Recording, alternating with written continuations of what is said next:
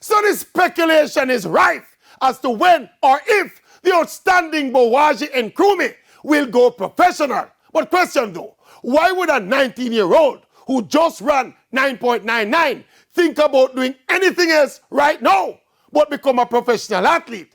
This is a youth who basically invested his whole life in sprinting, running tracks from primary school through classes 3, 2, and 1, capping it off as the fastest sprinter in the history of champs.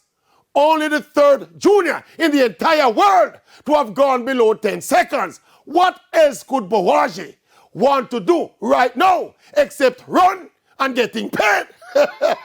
What he want to do? Turn accounting clerk or a chicken him want to jerk? Next thing, at 19 years old, running 9.99, alone and looking around, assuming he stays focused and healthy, what conceivably could stop Bouwahjgie Nkrumie from progressing to the next level, the upper elite level?